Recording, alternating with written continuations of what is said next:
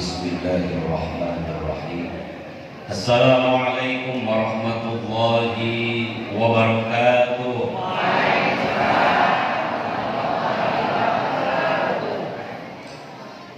Doakan yang jauh salam panjang umur, yang ucapin amin banyak rezeki,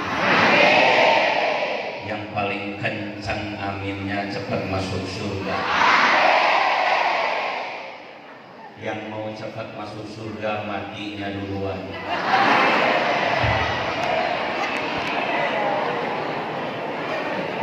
Amin. Masa iya dong masuk surga? Amin. Subhanallah walhamdulillah wala ilaha illallah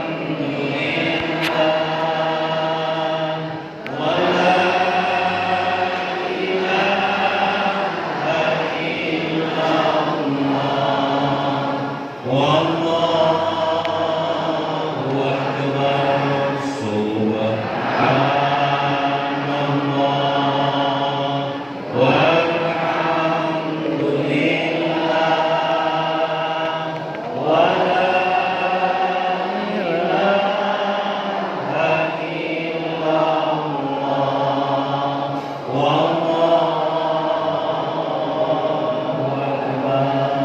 akbar. Subhanallah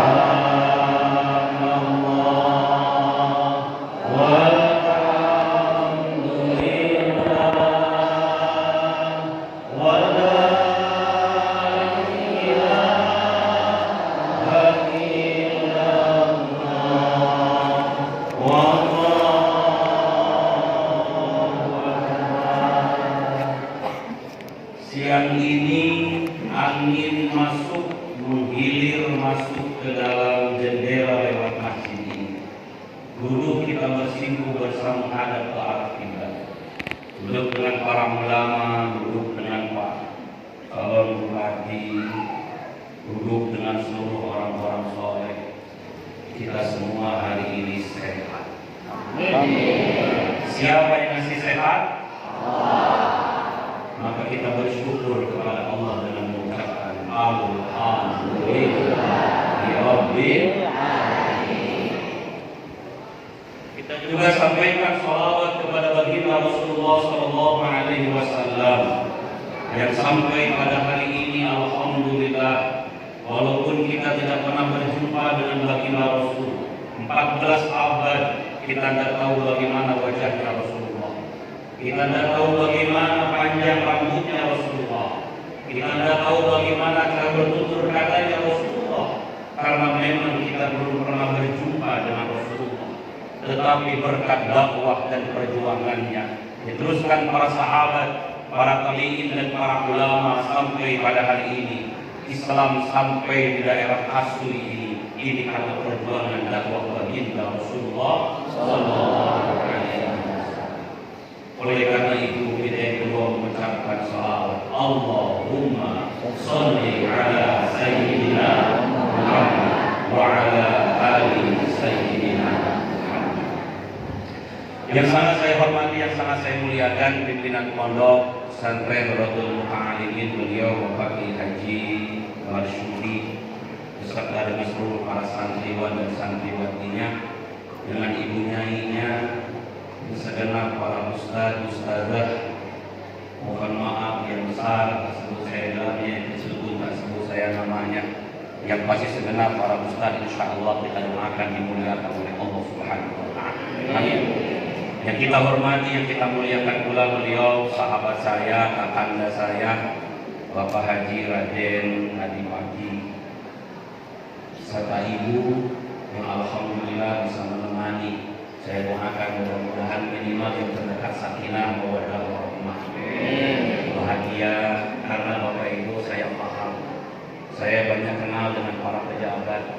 Terkadang kehidupan rumah tangganya banyak terambil waktunya karena ngurusin pemerintahan. Tapi alhamdulillah hari ini beliau berdua mengikhlaskan dirinya, meluangkan waktunya duduk bersama dengan kita di siang kali ini. Semoga duduknya beliau berdua ini menambah keharmonisan kita bersama. Amin. segenap para perwira yang hadir pada kesempatan kali ini, Pak Komandan, Pak Kapolres, juga Pak Kapolsek yang hadir pada kesempatan kali ini. Insya Allah semua yang hadir pada siang kali ini dirahmati Allah Subhanahu wa Ta'ala. Amin. Bapak Ibu hadirin jamaah zikir yang dirahmati Allah Subhanahu wa Ta'ala. Yang pertama saya mengucapkan terima kasih dulu. Sudah sekian lama, kurang lebih 2 tahun. Terakhir saya ceramah di sini masih ada almarhum Pak Edward Antoni. Masih ada beliau, masih ingat saya terakhir selama di sini beliau juga hadir. Kita doakan mudah-mudahan beliau diterima amal ibadahnya. Amin. Diampuni semua dosa-dosanya. Amin. Begitupun semua amal jariah beliau, pengabdiannya sebagai wakil bupati menjadi amal yang mengalir sampai ke akhirat dan diluaskan di alam. Amin. Amin Allahumma. Jadi kesempatan yang baik buat kita mendoakan pemimpin kita, terutama beliau yang telah mendahului kita. Insya Allah beliau orang baik, beliau orang soleh. Saya tahu cara bicara beliau menghadapi orang dan lain sebagainya. Ya mudah-mudahan sekali lagi memimpin kita, wakil bupati yang telah pulang duluan. Mudah-mudahan beliau menjadi hamba yang husnul khatimah. Amin. Bapak Ibu hadirin jamaah zikir yang dirahmati Allah Subhanahu wa Ta'ala. Saya ingin menyampaikan 4 hal pada hari ini. Pertama, senanglah kita untuk banyak berkumpul dengan orang-orang saleh, kumpul dengan para ulama. Zikir yang kita lakukan tiap bulan ini merupakan salah satu di antara upaya kita mengundang barokahnya Allah. Zikir tidak hanya menyebutkan nama-nama terbaik, menyebutkan bacaan-bacaan yang baik, tapi zikir yang dimaknai dalam zikir akbar kali ini adalah bentuk silaturahim dan kita pun berkumpul dengan orang-orang yang saleh. Rasulullah SAW menyampaikan dalam hadis, "Wa majtama'a qaumun fi baitin min buyutillah yatluna kitaballah wa yatadarasuna bainahum illa nazalat 'alaihim as-sakinah wa ghasyiyatuhum rahmah wa hafathumul malaika wa dzakarallahu fi man inda wa yustajabu du'a." Ini 5 keutamaan nih buat orang yang sering kumpul dalam satu majlis, terutama itu majlis, ada majlis zikirnya, ada majlis thalabul ilminya. Ini lengkap Pak Kiai di tempat kita ini, tidak hanya zikir. Selama ini kan orang kalau zikir itu cuma zikir aja Pak Bupati.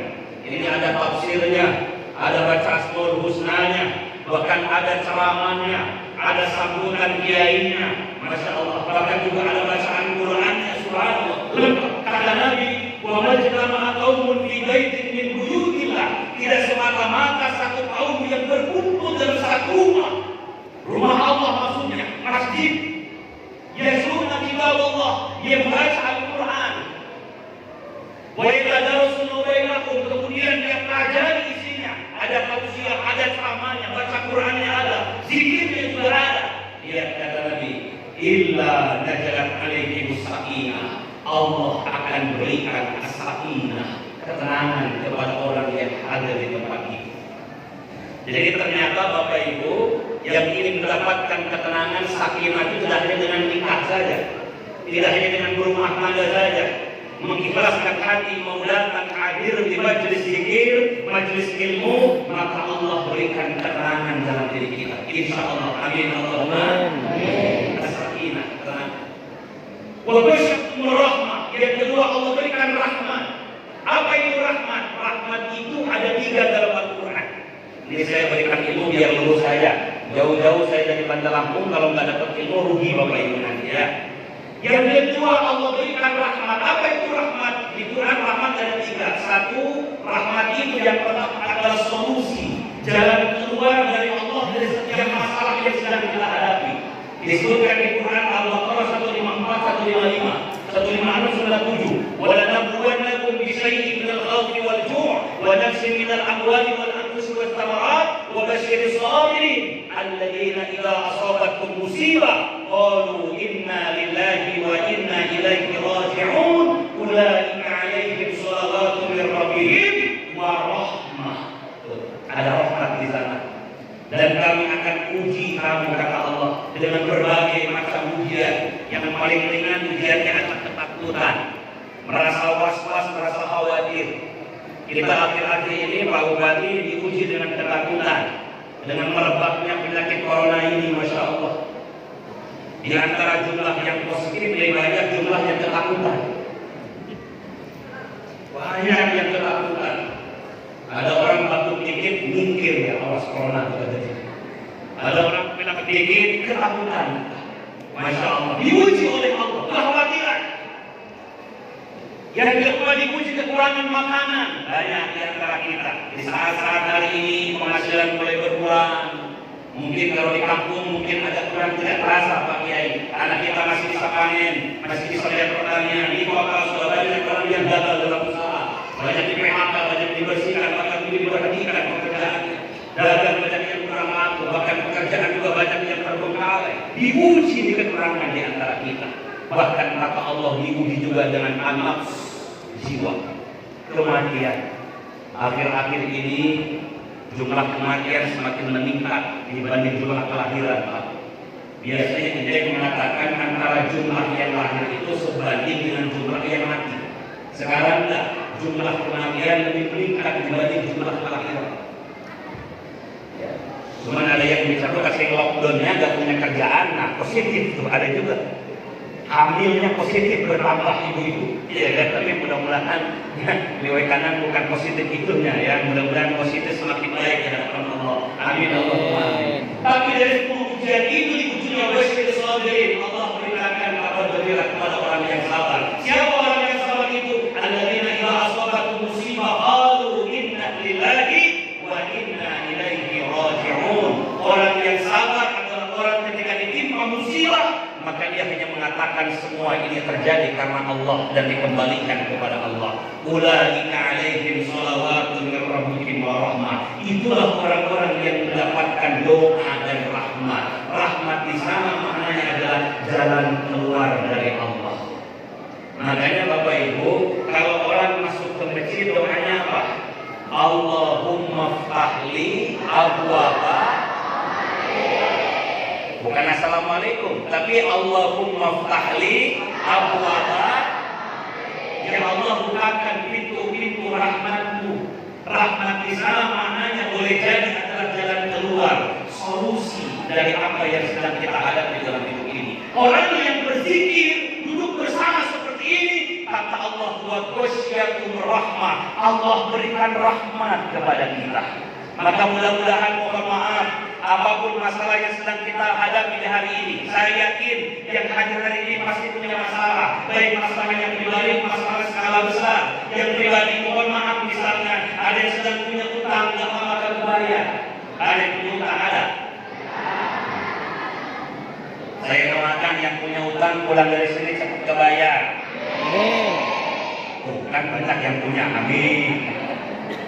Ada mungkin yang sedang gelisah dengan anak-anak, anaknya membangkang lawan sama orang tuanya, gelisah orang tua, berangkat zikir namin jiwa. Allah berikan rahmat, mudah-mudahan dengan rahmat ini pulang dari sini anak kita tambah baik di hadapan Allah. Ada juga mungkin diuji kesehatan di antara kita. Ada yang suaminya sedang sakit, ada yang istrinya sedang sakit, ada yang orang tuanya sedang sakit. Berangkat dia berzikir kepada Allah untuk bersama seperti ini. Wa ghasyiatum rahmah. Allah berikan rahmat, jalan keluar, solusi dari masalah yang sedang dihadapi. Maka Bapak Ibu saya sampaikan, kalau sedang posisi seperti ini saya ingatkan, jangan pernah mundur. Kuatkan hati dengan Allah sambil mendengar zikir, mendengar manusia, dekatkan dengan Allah. Ya Allah, jadikan kami 1 jam kumpul di sini, selesai pulang dari sini. Ya Allah, berikan kemudahan dari setiap masalah-masalah kami. Amin. Maka ada doa kan dibaca oleh Nabi ketika dia berkumpul, apa doanya? Allahumma ij'al jam'ana hadza jam'an marhuman wa tafarruqana ba'da tafarruqan ma'suma. Ya Allah, jadikan kumpulnya kali ini kumpul yang bisa mengundang datangnya rahmat-Mu. Jadi Bapak Ibu saya sampaikan, harus punya pemikiran ada faktor X yang bisa menyelesaikan masalah kita. Ini manusia ini hanya bisa berencana, tapi Allah yang menentukan jawaban. Jangan heran ada orang yang sakit datang ke dokter berobat tidak pernah sembuh, datang didoakan sama kiai dia sembuh, jangan heran. Jangan heran ada orang punya utang banyak, kerjanya tahajud saja selesai hutangnya. Jadi dibayar masuk tetap. Jangan heran ketika ada orang mohon maaf sedang gelisah hatinya tiba-tiba baca Quran selesai gelisahnya. Itu faktor X namanya. Jadi ada unsur keyakinan dalam diri kita, tidak hanya sepenuhnya bagaimana manusia berubah dirinya, tapi ada faktor X di luar. Itulah namanya iman dengan Allah. Iman dengan Allah. Maka rahmat itu boleh jadi Allah berikan dengan kita. Kita tidak menyelesaikan masalah langsung kepada masalahnya, tapi kita melakukan amal soleh, datang rahmat Allah. Ya Allah, jadikan kumpulnya kami di siang ini kumpul yang bisa mengundang datangnya rahmat-Mu ya Allah. Apalagi di sana jalan keluar dari masalah ini. Atau yang kedua, rahmat di Quran itu punya makna ampunan dosa dari Allah. Disebutkan di Quran, "Qul ya ibadiyalladzina asrafu ala anfusihim la taqnatu min rahmatillah. Innallaha yaghfiru dzunuba jami'a." Wahai hamba-hambaku, kata Allah, siapapun yang merasa melampaui batas dalam berbuat dosa, israf berbuat dosanya. Bukan lagi khata'a, bukan lagi dzanbun, bukan lagi dzalimun, tapi israf berbuat dosanya. Israf itu berlebihan, Pak. Israf itu berlebihan. Kalau cuma dzanbun cuma satu dosanya. Kalau cuma dzalimun dosa tapi berbuat salah kepada zalim. Tapi kalau sudah israf, dia berulang kali melakukannya, bahkan ngajak orang, bahkan tidak pernah bosan berbuat dosa. Namanya israf, berlebihan melakukan dosa. Allah sayang dengan kita Bapak Ibu, masih manggil, ya ibadiyalladzina asrafu ala anfusihim. Hai hamba-hambaku yang hadir hari ini, andai kata engkau banyak dosa dalam hidupmu, mohon maaf. Mabok tidak hanya satu botol, dua botol, dua jerigen dia minum. Zina bukan semalam dua malam, tiap malam dia sudah berdaki perempuan. Judi kerjaannya, ngegarong kerjaannya. Mohon maaf Bapak Ibu, kata Allah, hei hamba-hambaku yang melakukan perbuatan dosa melampaui batas, la taqnatu min rahmatillah. Jangan putus asa dari rahmat Allah. Rahmat di sana maknanya ampunan dosa. Saya yakin yang hadir hari ini pasti banyak dosa. Coba angkat tangan yang hadir ini yang nggak pernah berbuat dosa, angkat tangannya. Atau yang dosanya kecil, angkat tangannya. Kalau ada di antara Bapak Ibu yang nggak pernah berbuat dosa, maju ke depan selama saya dengerin aja. Yang ngomong juga banyak dosa. Yang ngomong juga banyak dosa. Maka oleh karena itu kumpul majlis seperti ini dengan tanpa disadari Allah sedang mengampuni semua dosa-dosa kita. Amin Allahumma. Makanya doa keduanya apa? Allahumma ij'al jam'ana hada jam'an marhuman wa tafarruqana tafarruqan ma'suman. Ya Allah, jadikan nanti selesai pulang dari sini tidak ada satu pun yang keluar dari masjid ini melainkan Allah ampuni semua dosa-dosa kita. Abu Badi pulang dari sini, pulang dari ngaji, Masya Allah bersih, cahaya mukanya, kumpul dengan orang-orang soleh, Masya Allah, boleh. Atau boleh jadi rahmat yang ketiga, maknanya tidak hanya jalan keluar, tidak hanya ampunan dosa, rahmat boleh jadi adalah nikmat yang Allah berikan dengan kita. Itu rahmat. Maka Bapak Ibu dimuliakan Allah Subhanahu wa Ta'ala, orang yang kumpul dalam zikir, Allah berikan as-sakinah. Yang kedua, Allah berikan wa ghasyiatur rahmah, Allah berikan rahmat dengan kita. Dan yang ketiga, wa haffathumul malaikah. Tidak hanya kita yang kumpul, para malaikat pun juga ikut kumpul dengan kita. Maka Bapak Ibu, sebulan sekali semoga kita bisa istiqomah dalam zikir ini. Istiqomah. Bahkan kata Nabi dalam satu riwayat, man salaka tariqan yaltamisu fihi ilman sahalallahu bihi tariqan ilal jannah. Barang siapa yang menempuh jalan yang rumit, man salaka itu menempuh, berjalan. Tariqan itu jalan kecil. Kalau jalan besar namanya syariah dalam bahasa Arab. Kalau tariqan itu jalan kecil. Kalau Bapak Ibu pernah ke Mekah, ke Madinah, kalau ada orang duduk, ada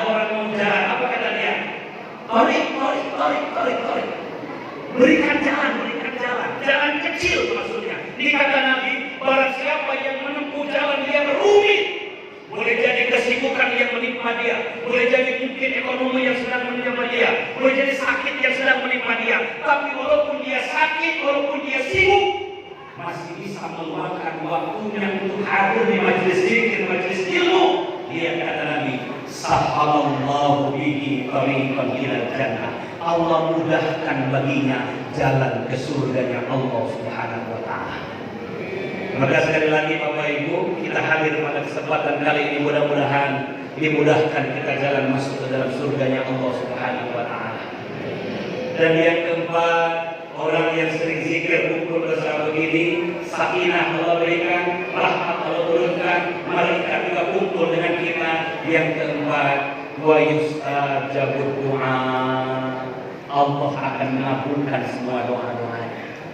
Maka bersyukur Pak Bupati, Pak Adipati, semua kita kumpul bersama, doa bareng-bareng. Harus yakin dengan doa-doa kita, Allah mengabulkan semua doa-doa kita, insya Allah. Dan yang kelima, wa dzakarallahu fi man indah. Orang yang sering kumpul begini Bapak Ibu, nanti akan dibanggakan oleh Allah di akhirat nanti di depan makhluk yang lain. Bu, Ibu namanya disebut di sini dengan Pak Bupati. Ibu Bulana disebut namanya oleh beliau, bangga kita. Betul Bu?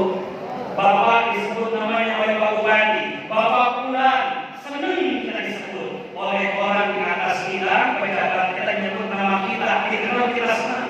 Nanti di akhirat dikumpulkan di padang mahsyar.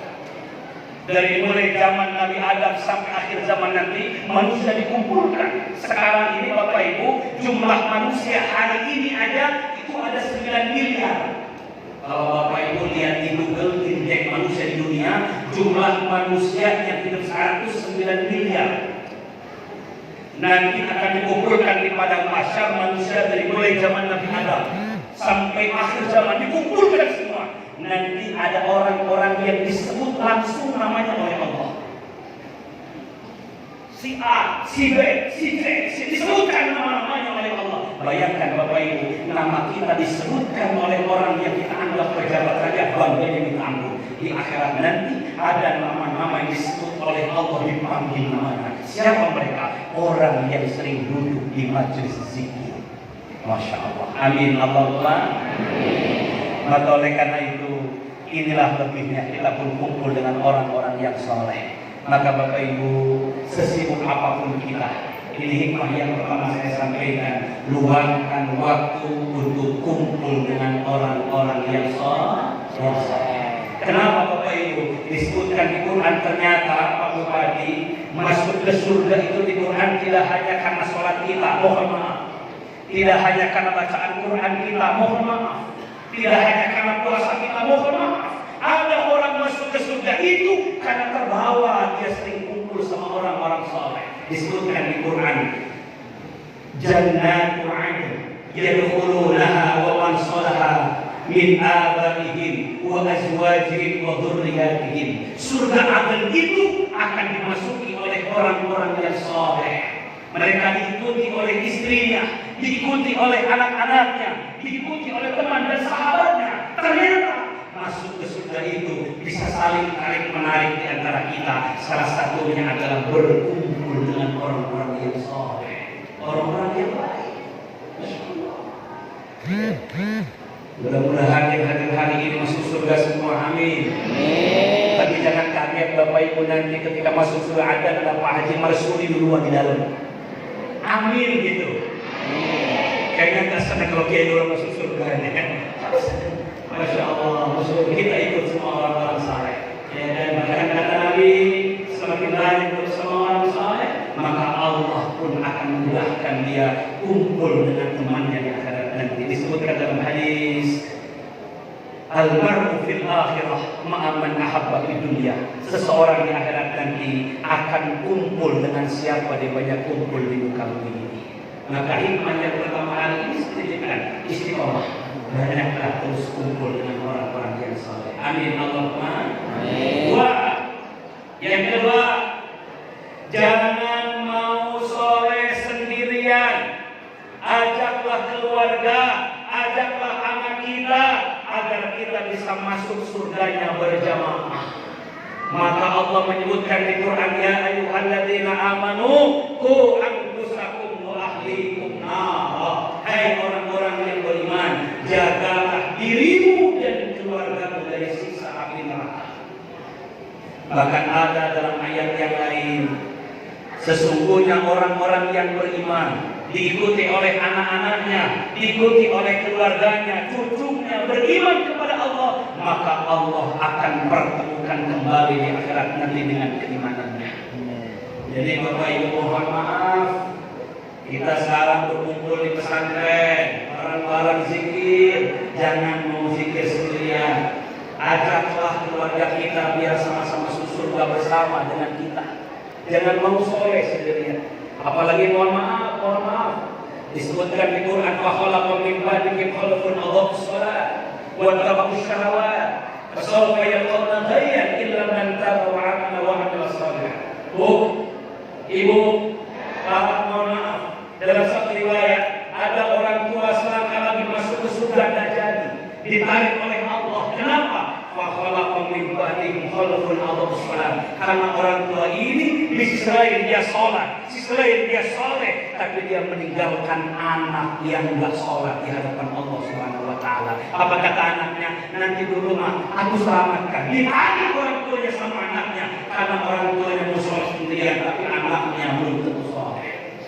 Maka Bapak Ibu, inilah pendidikan pesantren. Generasi berikutnya kita perhatikan.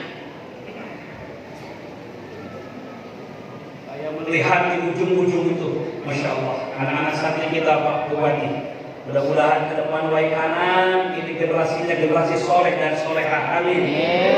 Akan mohon Bapak Ibu, tidak sedikit orang tua yang selamat gara-gara anaknya. Ada orang tua dalam hidupnya nggak bisa sholat, sholatnya cuma ikut saja orang-orang dulu, nggak bisa baca Quran, baca tulis bisa dia, tapi dia gigih menjadikan anaknya anak soleh. Anaknya berdoa, orang tuanya mati, anaknya berdoa. Kata Nabi, doanya anak bagi orang tuanya itu bagaikan doaku buat umatku. Doanya Nabi buat umat. Maka Bapak Ibu pastikan anak kita pun diajak harus menjadi anak yang soleh. Ya, luar biasa. Saya sangat yakin anak pesantren itu anak-anak yang cerdas, smart. Bahkan mohon maaf Bapak Ibu, kalau bisa anak kita yang kira-kira pintar itu punya otak cerdas, kalau bisa masukinnya ke pesantren.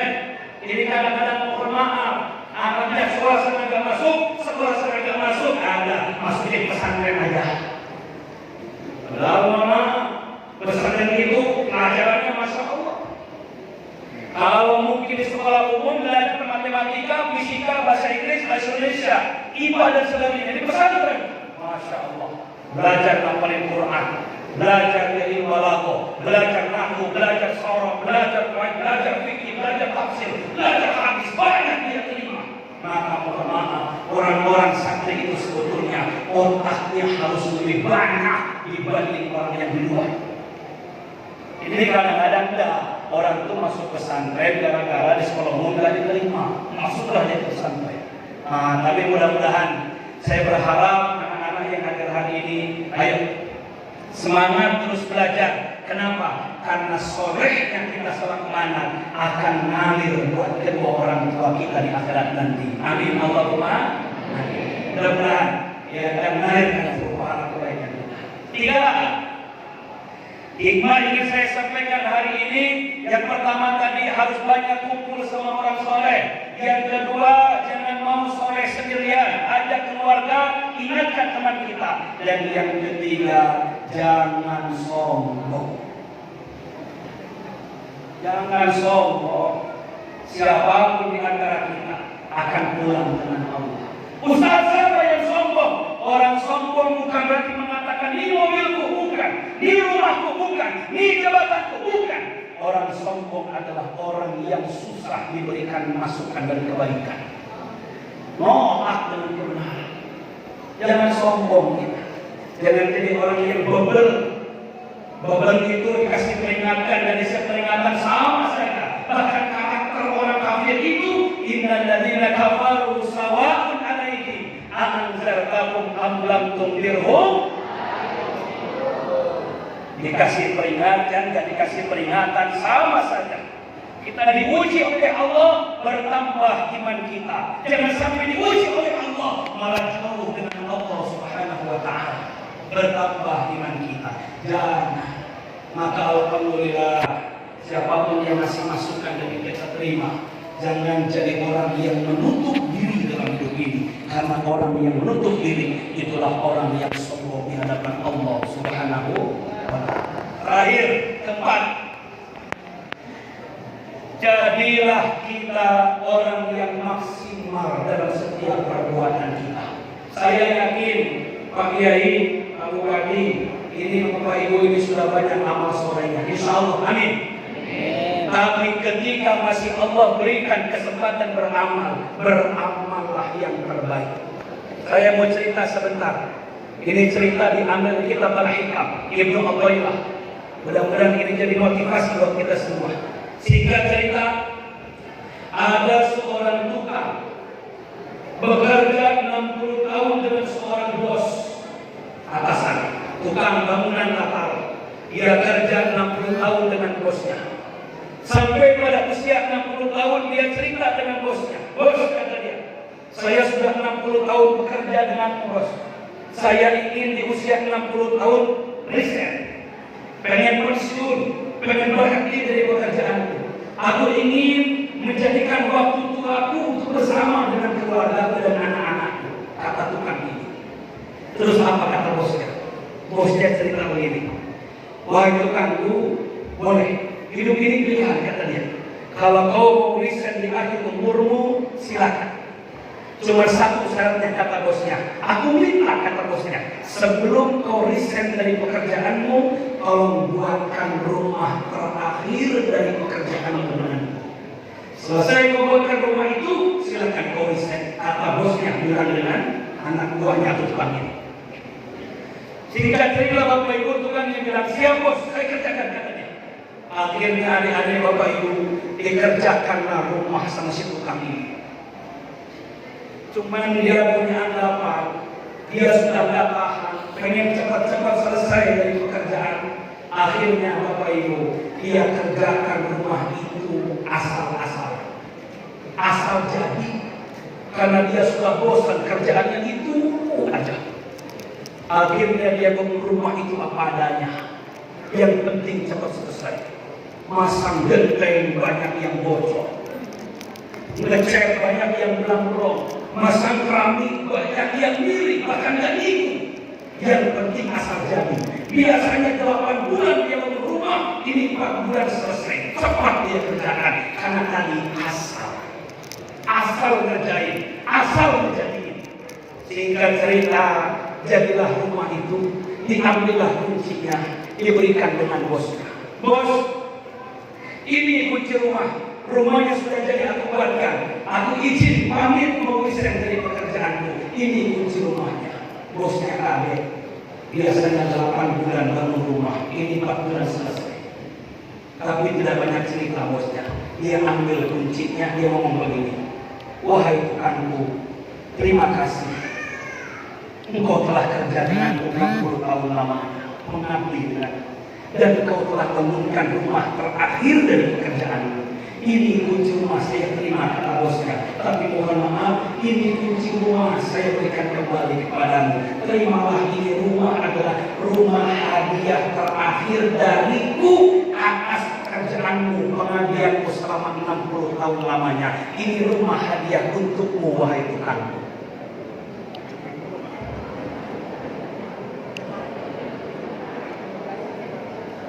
Oh, Pak, saya mau tanya, kira-kira apa perasaan di benak si tukang itu? Apa, Pak? Apa, Bu? Nyesel. Apa maksudnya, Ustaz? Lihat Bapak Ibu, kita nggak tahu mana amal yang terbaik di hadapan Allah dan terakhir dari umur kita. Maka sampai hari ini kalau Allah masih berikan kita badan yang sehat, Allah masih berikan kita kesempatan bisa beramal saleh, beribadah, lakukan yang terbaik. Karena boleh jadi itu amal terakhir buat kita.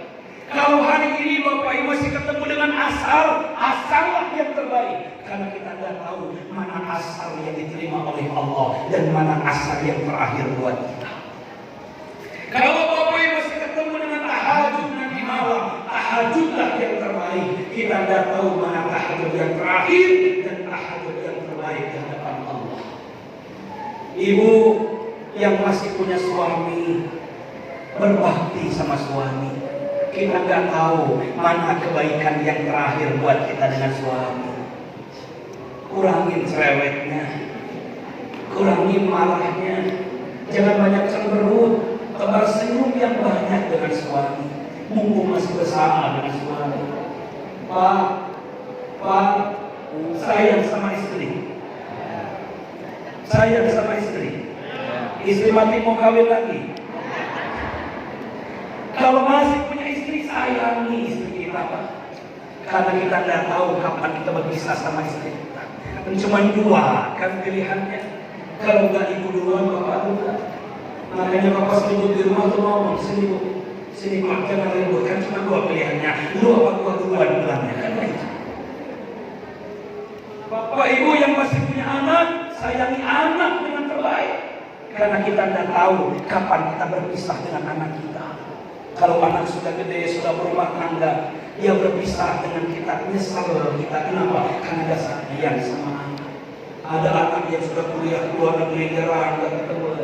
Bapak ibu yang masih punya tetangga, sayangi tetangga dengan baik. Karena kita tidak tahu kapan kita berpisah dengan tetangga. Saya sering menyampaikan tolong dijaga dengan tetangga. Kadang-kadang mohon maaf Bapak Ibu, yang kita nggak kira, kita nggak sangka, ternyata mohon maaf, tetangga yang sering kita dengki, sering kita iri itu, dia memandikan jenazah pas kita mati nanti. Ya, maka saya sering menyampaikan dalam tausiah, jangan sombong dengan tetangga, apalagi tetangga depan, belakang, kanan, kiri rumah kita. Kenapa? Allah, sehebat-hebatnya Bapak Ibu punya teman di pasar, punya teman di luar kampung kita, punya teman di kantor. Jangan sombong dengan tetangga kanan kiri depan belakang rumah kita. Kenapa? Karena kalau kita mati, orang yang datang pertama ke rumah kita tetangga. Betul Bu? Betul Pak? Ya. Selama Bapak Ibu masih diberikan tempat terbaik buat kita. Ini pesantren alhamdulillah. Di tengah-tengah kampung jamaahnya ramai, santrinya banyak. Manfaatkan. Alangkah banyak orang memondokin anaknya jauh. Kita ada di sini pesantrennya. Manfaatkan dengan baik. Ada guru yang soleh, ada ustaz-ustaz yang soleh. Sebelum Allah memisahkan di antara kita, ayo lakukan yang terbaik. Pun demikian, beliau Pak Adipati juga sama. Kesempatan satu kali lagi buat beliau melanjutkan pembangunan ini. Saya sampaikan di awal tadi dengan beliau, ayo Pak Bupati, maksimal. Kenapa?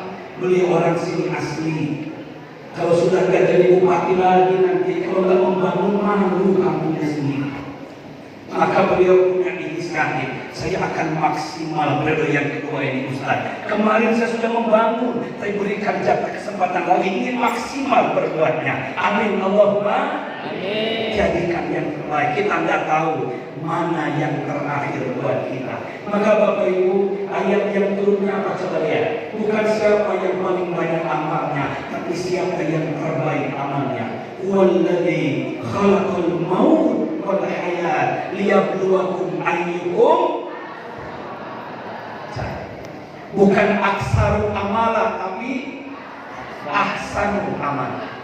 Aku jadikan mati hidup buat kalian, buat mengetahui siapa yang terbaik amalnya. Bukan terbanyak, bukan terbaik. Kalau orang terbanyak amal, boleh jadi yang dua banyak amalnya. Betul Bu?